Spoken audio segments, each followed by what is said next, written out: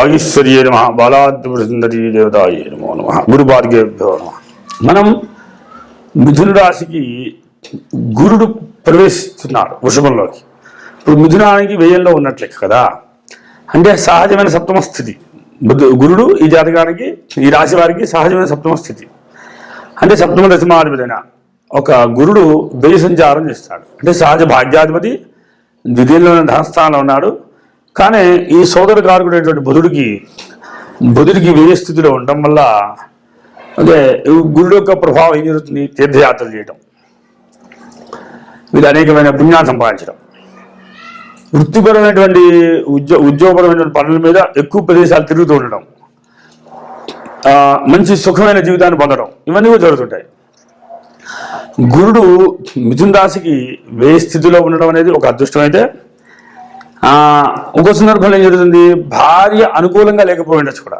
ఈ మిథున రాశి వారికి సప్తమ దశమాధిపతి భార్య అవుతారు కదా, ఆ భార్య గురుడు అవ్వడం వల్ల ఒక సంవత్సరం పాటు భార్యతో అంత అనుకూలంగా లేకపోయి ఉండొచ్చు.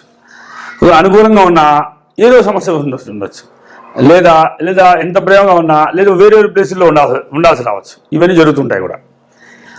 కనుక ఈ జాతకానికి, ఈ మిథున రాశికి అయితే గురుడు యోగించలేకపోతాడు. మిథున రాశికి కనుక అందులోనూ వృషభంలో ఉన్నారు కనుక కొంచెం ఎక్కువ ధ్యానము, పూజ, పునస్కారాలు చేసుకోవడానికి అవకాశాలు ఉంటాయి. సహజమైనటువంటి మిథున రాశికి ద్వితీయం ధనస్థానం అవడం, కర్కాటం అవడం వల్ల ధనాన్ని వీరు బాగా సమృద్ధిగా, భయంకరంగా, అసలు ఎలా ధనం వస్తుంది తెలియనంత ధనాన్ని సంపాదిస్తుంటారు. అని ఎవరికి ఏ పని లేకపోతే వీళ్ళు మాత్రం పనులు ఉంటాయి, ఏదో ప్రోగ్రామ్ ఉంటుంటుంది వీళ్ళకి, ఏదో రకంగా ధనాన్ని అయితే వీళ్ళు సంపాదిస్తుంటారు. వీళ్ళకి ఏవి ఆపరమట. మిగతా రాశి వాళ్ళకి ఎన్ని పనులు ఉన్నా ఏదైనా సమస్య సాధారణ అయిపోతాయి. కానీ వీళ్ళకి కరోనా వచ్చినప్పుడు వీళ్ళకి ఏదో ప్రోగ్రామ్స్ ఉంటాయి. అంటే వీళ్ళు ఉద్యోగపరంగా ఒత్తిడిచ్చా ధనాన్ని సంపాదించగలుగుతారు. ఈ మిథున రాశికి ఒక అడ్వాంటేజ్ ఇది. ఈ మిథునం ఇప్పుడు కూడా వ్యాపారం, అన్ని వేళలా ఇది వ్యాపారానికి అనుకూలంగా ఉండేది లైఫ్ ఇది. కనుక మిథున రాశి వారికి వ్యాపారపరంగా ఇటువంటి లాభాన్ని పొందుతుండొచ్చు.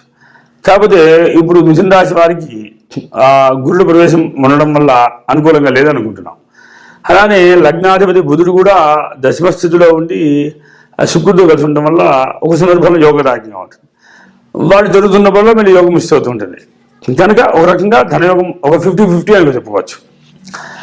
ధనపరమైన ఆలోచన, కుటుంబపరమైన ఆలోచన, వీరికి అంతగా పెద్దగా కుటుంబం మీద ఫోకస్ చేయడమట. అలానే సోదరుల స్థితి మంచి పొజిషన్లో ఉండే అవకాశం ఉంటాయి. సోదరులు ఒక వెలుగుతుంటారు అనమాట. అంటే వీరు సోదరులు మంచి పొజిషన్లో ఉండాలి. ఒకవేళ రవి కనుక వీళ్ళకి అనుకూలంగా లేడు అంటే మాత్రం సోదరులు బలహీనంగా ఉంటుంటారు. అంటే చాలామందికి మిథున రాశి వారికి సోదరులు మంచి పొజిషన్లో ఉంటారు. ఒకవేళ రవి బలంగా లేకపోతే మాత్రం సోదరులు బలహీనంగా ఉంటారు. అంటే మనం చెప్పే మాట అది దానికి అనువదించుకొని మీరు చూసుకోవాలి. నేను ఒక రాశి గురించి చెప్పేటప్పుడు ఆ గ్రహ బలాబలాలు చెప్తుంటాం. ఆ గ్రహం బలంగా ఉన్నప్పుడు అది యోగం వస్తుందని అర్థం చేసుకోవడం కూడా మీకు చాలా అవసరం అన్నమాట. ఎందుకంటే పెద్ద విషయం గురించి మనం మాట్లాడుతున్నప్పుడు ఆ విషయానికి అది బలం లేకపోతే అది నేను చెప్పేది జరగదు. ఎందువల్ల అంటే అది బలం లేదు కనుక, ఆ గ్రహంలో బలం లేదు కనుక. అదే గ్రహం బలం ఉంటే చెప్పింది జరుగుతుంది అని మీకు అర్థమైపోతుంది. అది రెండింటినీ మనం టాలీ చేసుకోవాలి. మిథున రాశి వారికి సహజాష్టం ఎప్పుడు ఏదో ఒక రకమైనటువంటి ఆతృత, ఏదో చేయాలి, ఏదో పొందాలి అని ఒక రకమైనటువంటి లోపల చెడు పనులు ఏదో పని చేస్తుండాలి, ఏదో తాంత్రిక ప్రయోగం చేయాలి, క్షుద్ర పూజ చేయాలి, ఏదో పని చేయాలి, ఏదో ధనం సంపాదించాలి, అనేక విచిత్ర ఆలోచనలు కలుగుతుంటాయి ఈ మిథున రాశి వారికి. ఎప్పుడు రహస్యంగా చేసేవి చాలా ఉంటాయి అన్నమాట. అంటే వీళ్ళు చేసే పనులన్నీ కూడా ఇల్లీగల్ బిజినెస్ ఎక్కువ ఉండడానికి ఛాన్స్ ఎక్కువ ఉంటాయి మిథున రాశి వారికి.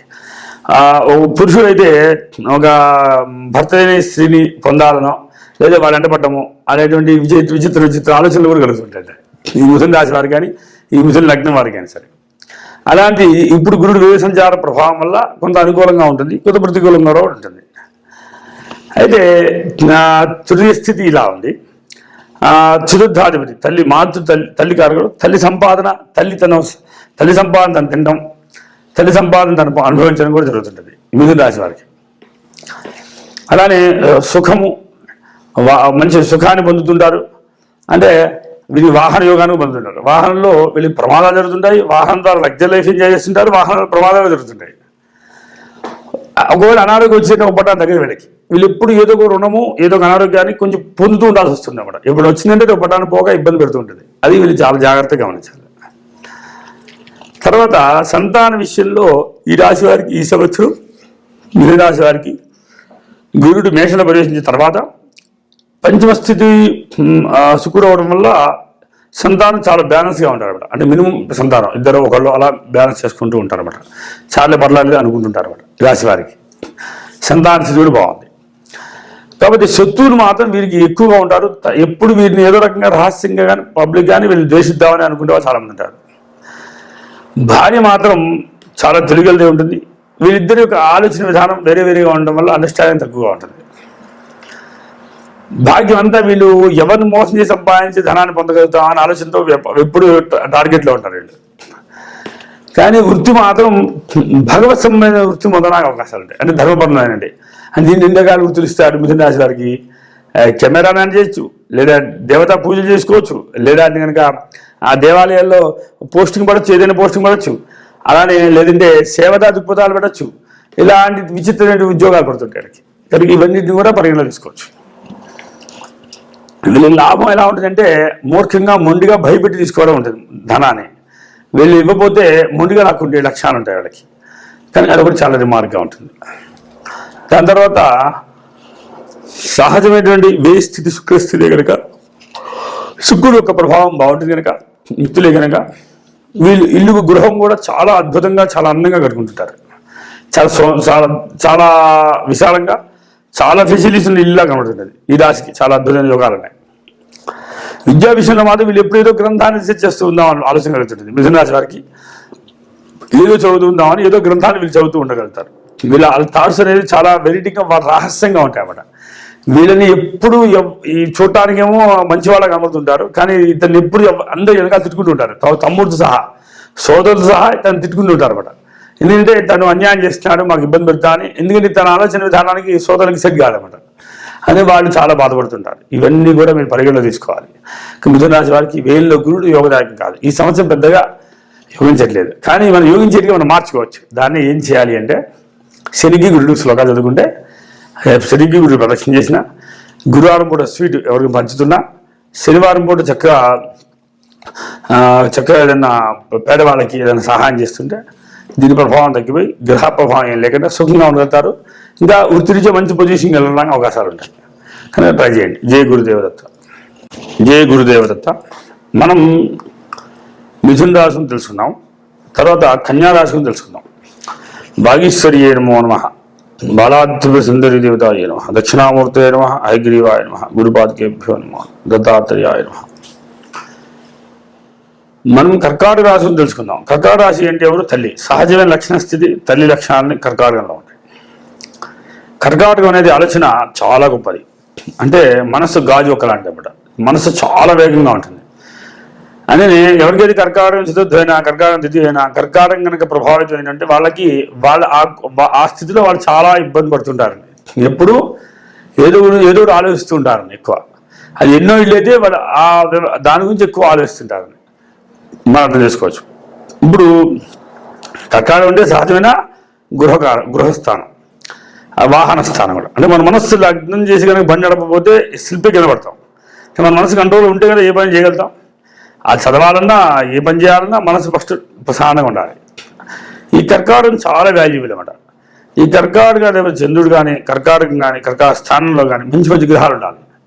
అప్పుడు జీవితం చాలా ప్రశాంతంగా ఉంటుంది. అందులో ఈ సహజంగా ఈ కర్కాటక రాశికి లాభస్థానం గురుడు, వృషభంలో గురుడు ఉండడం చాలా విశేష యోగం. ఏదో రకం లాభం వస్తూనే ఉంటుందని తెలుసుకోవచ్చు. వీళ్ళు అమెరికా వెళ్ళడానికి అవకాశాలు ఉంటాయి. కర్కాటక రాశి వారికి విదేశ యోగాలు ఎక్కువగా లభిస్తుంటాయి. ఎన్ని లాభదాయకంగా ఉండి గురుడు యోగదాయకంగా ఉన్నాడుగా, మే నుండి అంతా అనుకూలిస్తుంది వీళ్ళకి. ఈ కర్కాటక రాశి ఈ సంవత్సరం చాలా అద్భుతం ఆదాయం. సామాన్య సంపాదించాల్సిన 10 లక్షలు అయితే 20 లక్షలు 50 లక్షలు అలా ఎక్కువ సంపాదిస్తుంటారు వీళ్ళు. వీళ్ళన్నీ కూడా చాలా సీక్రెట్ మెయింటైన్ చేస్తుంటారు అన్నమాట. కర్కాటక రాశి అన్నీ కూడా బయటికి ప్రకటించారు. ఎంత సంపాదన ఉంది, ఎంత ధనం ఉంది, ఎవరికి చెప్పరన్నమాట. వీళ్ళు చాలా సీక్రెట్గా ఉంటారు. ఎందుకంటే కర్కాటక రాశి వాళ్ళకి చాలా రహస్యం ఎక్కువ ఉంటుంది అన్నమాట. ఎక్కువగా వీళ్ళు టీచర్ వృత్తులు అలా చేస్తూ బతుకుతుంటారు కాబట్టి. అయితే ఈ కర్కాటక రాశికి వారికి లాభగురుడు యోగదాయకంగా ఉంటాడు. అలాంటి శుక్రుడు కూడా యోగదాయకంగా ఉంటాడు. శుక్రుడు కూడా చక్కగా మంచి పొజిషన్లో ఉంటాడు. అలానే వీరి కుటుంబ స్థితి కర్కాటకం. కుటుంబం చాలా గొప్పవాళ్ళే ఉంటారు అన్నమాట. పెద్ద వాళ్ళు ఉంటారు ఇంట్లో కుటుంబంలో. లాయర్లు, కలెక్టర్లు, జడ్జీలు, లేదంటే పెద్ద హోదాలతో ఉన్న వాళ్ళు ఉంటారు. బాగా చదువుకున్న వ్యక్తులే ఉంటారు. వీళ్ళు కర్కాటక రాశి వాళ్ళకి కుటుంబం చాలా పెద్దవాళ్ళే ఉంటారు. లేదా అలా లేకపోయినా కర్కాటక రాశి వారి కుటుంబం అంటే ఆడవాళ్ళకైతే అత్తమామలు, అదే మగపిల్ల వాడికి అయితే తన కుటుంబం. అలా చూసుకుంటే మీకు అర్థమవుతుంది. కర్కాటక రాశి ఆడపిల్లలకైతే ఆపోజిట్ ఉంది అనమాట. ఎందుకంటే వాళ్ళు అత్తగారింటికి వెళ్తారు కనుక అక్కడ సంసారం వాళ్ళు బ్యాంక్ మేనేజర్లు కానీ వాళ్ళు పెద్ద పెద్ద పోస్టులో ఉండడం కానీ అలా జరుగుతుంటుంది. ఆ మగపిల్లాడిది కనుక తన కుటుంబంలోనే గొప్ప వాళ్ళు పెద్ద పెద్ద వాళ్ళు ఉన్న వాళ్ళే ఉంటారన్నమాట. కుటుంబం వాల్యూ ఎక్కువ అన్నమాట. కుటుంబం వాళ్ళు కొంచెం చాలా చాలా పద్ధతిగా పెరుగుతుంటారు, పద్ధతిగా ఉన్న వాళ్ళని లెక్క. ఇది కుటుంబం బాగుంటుంది ఈ కర్కాటక రాశి వారికి. అలానే సోదర స్థానం ఏంటంటే సోదరులకి వీళ్ళు రుణం ఇస్తుండటము, సోదరులు సహాయం చేయడము, వాళ్ళు ఎప్పుడు వీళ్ళు కాపాడుకుందామని ట్రై చేయడము, సోదరుల ఎక్కువ అండర్స్టాండింగ్ లోపం ఉండడము, ఇవన్నీ జరుగుతుంటాయి. అంటే సహజమైన తృతీయ స్థానం అంటే షష్ఠాస్థానం కనుక వీళ్ళకి స్నేహితులతో కూడా గొడవలు అవుతూ ఉంటాయి. అంటే వీళ్ళకి ఎక్కువ మంది ఫ్రెండ్స్ ఉండరు అని చెప్పుకోవచ్చు. మహా అయితే వేల లెక్కేసి ఒకళ్ళు ఉండొచ్చు లేదా ఇద్దరు ఉండొచ్చు అని చెప్పచ్చు.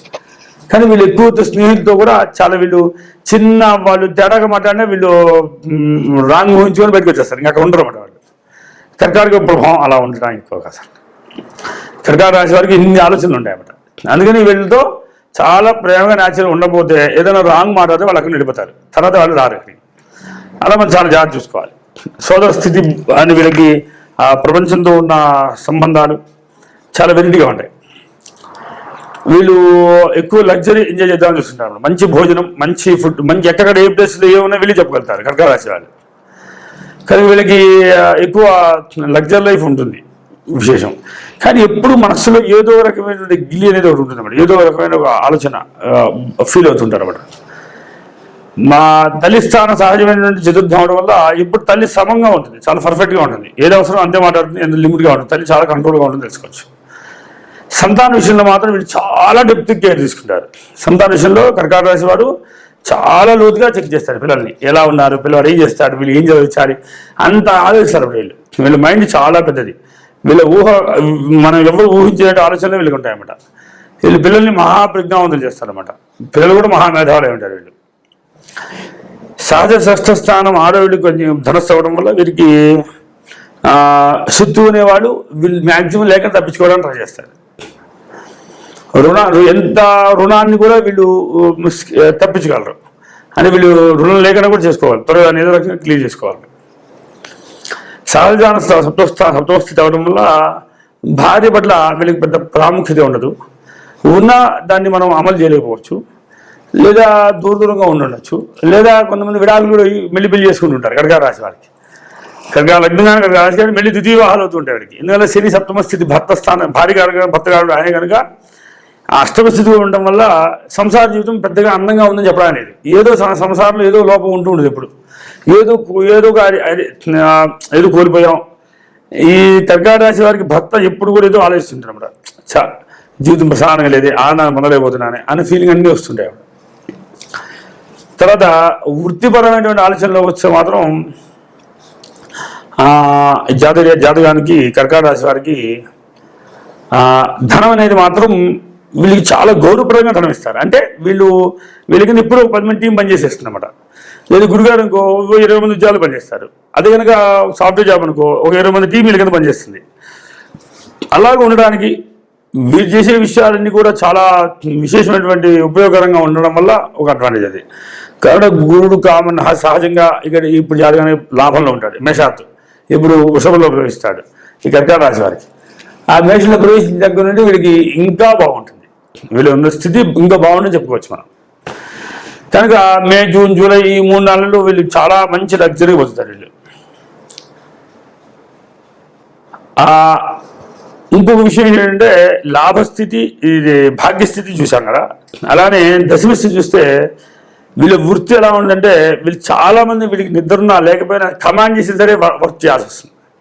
ఓపున్నా లేకపోయినా జనంతో సరే వర్క్ చేయాల్సి వస్తుంది.